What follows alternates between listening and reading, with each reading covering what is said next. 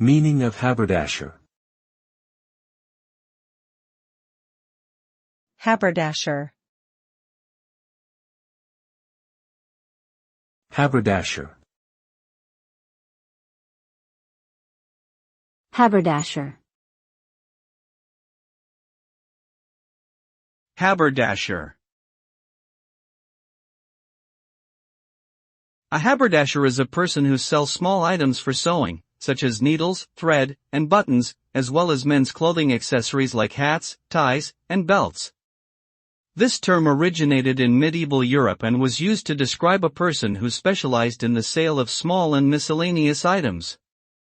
Haberdashers were important tradespeople in earlier times, as they provided the necessary tools and accessories for people to create their own clothing. Today, the term is mainly associated with a men's clothing store that sells these types of accessories and items.